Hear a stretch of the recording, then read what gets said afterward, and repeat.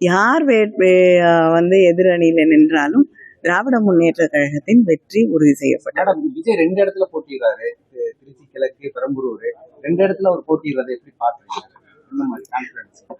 அது அவருடைய கான்ஃபிடென்ஸ், அவங்களுடைய கட்சியோட கான்ஃபிடென்ஸை காட்டுதே தவிர நான் வந்து அதை பற்றி விமர்சனம் செய்ய விரும்பவில்லை.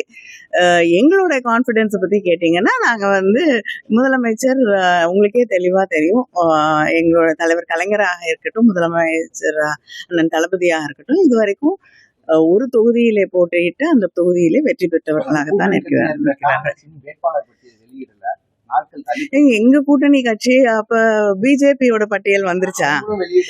ஏன்னா அவங்களுக்கு வந்து சில உங்களுக்கு நல்லா தெரியும், அம்மையார் சோனியா காந்தி அவர்கள் உடல்நலம் இல்லாமல் இருந்தாங்க. அதனால வந்து கொஞ்சம் காலதாமதமாகுது. நிச்சயமாக விரைவிலே அவங்களோட பட்டியல் வெளியிட்டோம்.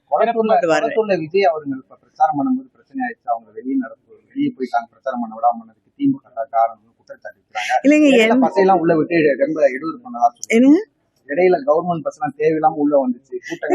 கவர்மெண்ட் பஸ் வந்து இப்போ கவர்மெண்ட் சாலைகள்ல போறது வந்து ஒரு குற்றம் அப்படின்னா என்ன பண்ண முடியும்? மக்களுக்காக தான் வந்து பேருந்துகள் இயக்கப்படுகிறது. மக்களுக்கு பணி செய்யறேன்னு வந்துட்டு மக்களுடைய பேருந்துகள் அப்புறம் வந்து ஆம்புலன்ஸ் எதுவுமே அந்த பக்கம் போகக்கூடாதுன்னா அது என்ன நியாயம்னு எனக்கு தெரியல. அது மட்டும் இல்லாமல் வந்து வெளியிலே வர்றதில்லை.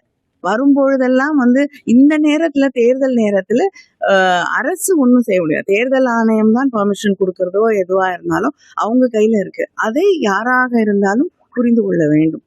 எடப்பாடி பழனிசாமி வந்து முன்னாடி கொடுத்த தேர்தல் வாக்குறுதியை நிறைவேற்றல, இப்ப மீண்டும் எங்களை பார்த்து காசு பண்ணி கொடுத்துட்டாங்க சொல்றாரு. அது எப்படி?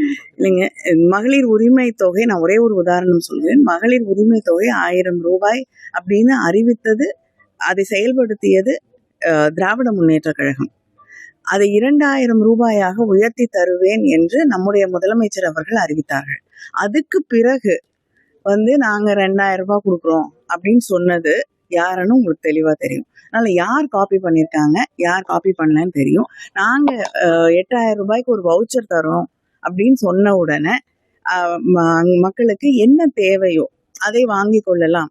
அதனால 8000 ரூபாய்க்கு ஒரு வவுச்சர் தரோம், நீங்க உங்களுக்கு வேணுங்கிற வீட்டுக்கு உபயோகமான பொருட்களை வாங்கி கொள்ளலாம் என்று அறிவித்தவுடன் நாங்க 10,000 ரூபாய் உங்க வங்கி கணக்குல போடுறேன்னு சொன்னவர்கள் காப்பி அடிக்கிறாங்களா நாங்களா அப்படின்னு உங்களுக்கே தெளிவா புரியும்.